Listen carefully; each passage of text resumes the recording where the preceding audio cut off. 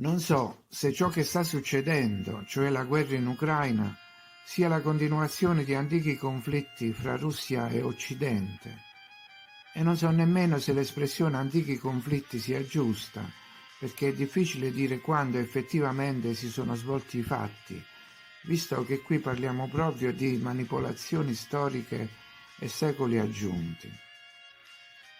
Riporto soltanto i risultati di alcune ricerche condotte da storici non di sistema.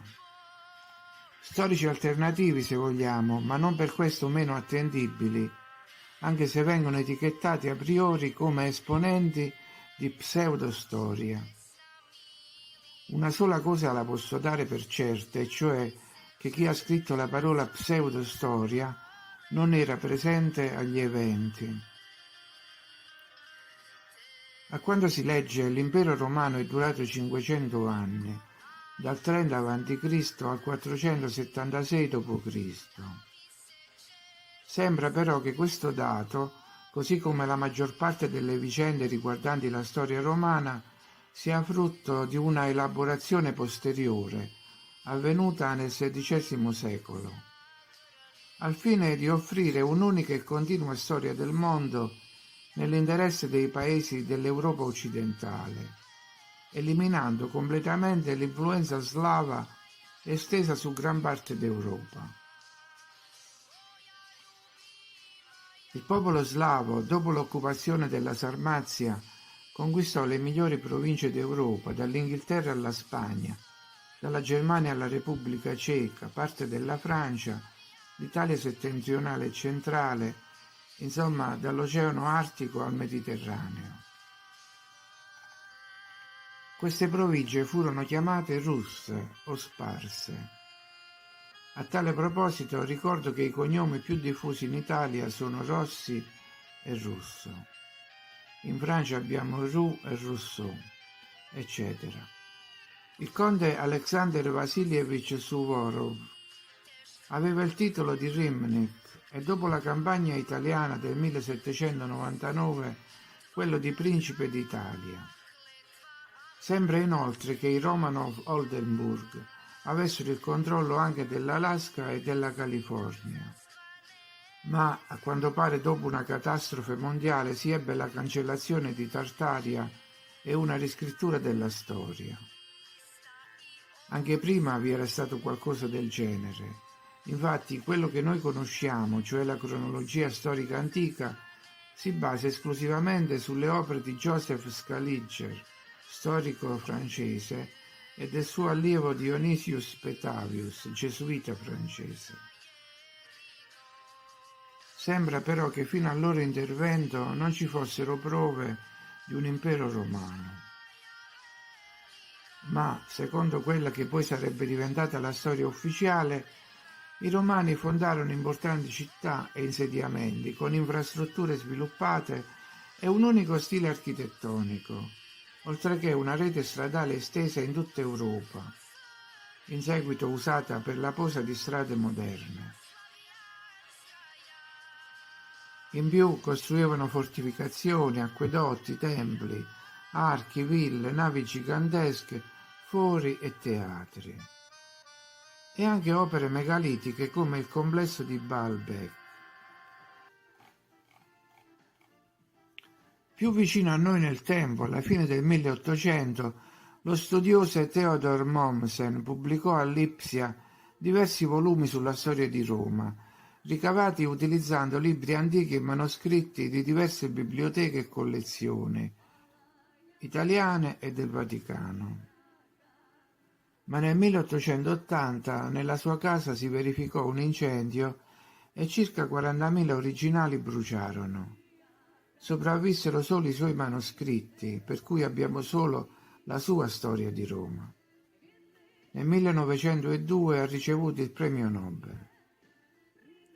Questa delle opere bruciate ricorda altre storie, le città bruciate in America e non solo, e le biblioteche bruciate, la biblioteca di Alessandria, quella di Ivan il Terribile, l'Avesta. La storia originale del mondo pare che sia bruciata.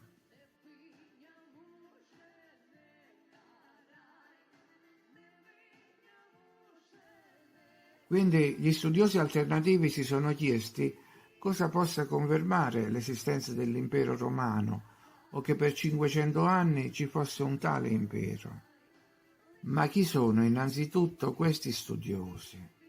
Sono molti, fra cui accademici russi importanti come Anatoly Abrashkin, Valery Demin, Yegor Klassen e soprattutto Nikolai Levashov, Gleb Nosovsky e Anatoly Fomenko, i quali si rifanno anche a scrittori del passato come Mauro Urbini, il primo storico slavo, che ha detto: mentre alcuni hanno combattuto e vinto, altri hanno perso ma hanno scritto la storia. Le tesi dei citati autori si basano su alcune considerazioni. La prima è la mappa del cartografo medievale Ortelius, edizione 1595, che descrive l'Europa di 1000 anni prima, ma non mostra alcun impero romano, né d'Occidente né d'Oriente. Al suo posto compaiono solo la Scizia e la Sarmazia, e anche in un'altra mappa di Dionisio il Descrittore, risalente al 124 d.C., ci sono nomi di paesi, Armenia, Dacia, Italia, ma non c'è l'impero, che in quel periodo avrebbe dovuto essere all'inizio del suo massimo splendore. Il secondo argomento riguarda l'architettura. Ebbene, pare che non ci siano prove che furono i Romani a costruire ciò che viene loro attribuito. È vero che ci sono migliaia di rovine di templi e ville, acquedotti e teatri, ma sono stati trovati in tutti i continenti. Allora, quanto era vasto l'impero? E ci sono altre evidenti incongruenze, a cominciare dai segni slavi e dai simboli vedici, fra cui la svastica, riscontrati nei mosaici delle ville cosiddette romane in Spagna e Portogallo. La svastica la ritroviamo ampiamente illustrata nella cultura russa, dagli abiti ecclesiastici alla stessa finitura del cavallo di Putin. Il discorso sulle ville romane è importante perché non si presta a interpretazioni equivoche. Se davanti a un edificio simile al Pantheon che si trova in America si può dire che è stato costruito nel 1800 e che si tratta di una imitazione di quello di Roma, lo stesso non si può dire di un mosaico interrato migliaia di anni fa e appena riportato alla luce. C'è poi il caso della Lupa Capitolina, che sembra sia stata fusa in epoca molto posteriore. E ancora, i proprietari delle ville sono raffigurati non come i romani nei libri, ma alti, biondi e con occhi chiari. Anche fra i siciliani abbiamo persone alte e bionde e con occhi chiari. Ci sono poi altre considerazioni, anche di ordine economico, per esempio da quali tasse i romani traessero le risorse per rendere i paesi conquistati, abitati da barbari selvaggi, dei posti civilizzati, con strade, edifici complessi, terme e teatri. E a proposito delle terme, visto che i romani provenivano da un paese caldo, quando avevano sviluppato la cultura termale e dove è poi scomparsa questa cultura? E come sia possibile che strutture calcolate con estrema precisione, irripetibili ancora oggi, siano state costruite da legionari romani o da schiavi barbari?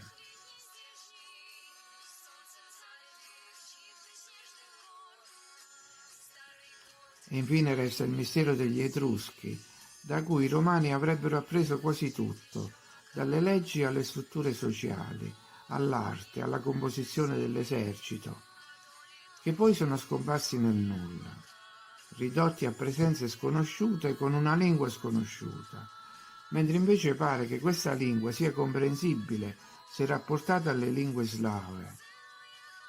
Pare che Tadeusz Wolanski, storico polacco, avesse tradotto tutte le iscrizioni, ma i suoi libri furono messi all'indice nel 1853 dalla Chiesa Cattolica e i gesuiti polacchi misero a rogo le sue opere.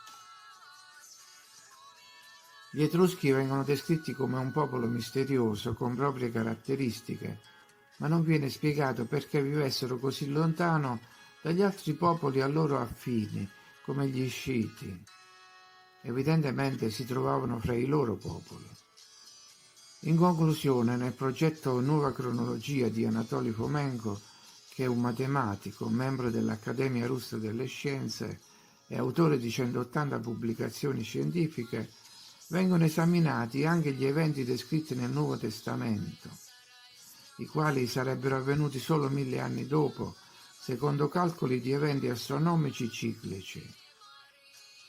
Inoltre i dipinti e le icone mostrano che lo sfondo di questi avvenimenti è composto da fortezze e torri di pietra di costruzione posteriore. Parlando di costruzioni, aggiungo qualche altra considerazione. La presenza di edifici propri dell'architettura russa in Italia. Il rapporto fra l'aquila romana e l'aquila bicipite russa. La presenza dei fasci littori al Cremlino e a San Pietroburgo.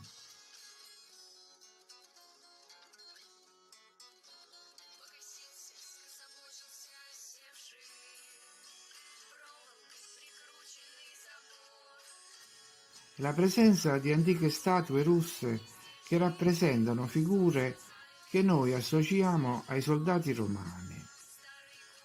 Cosa ci facevano dei soldati romani a San Pietroburgo?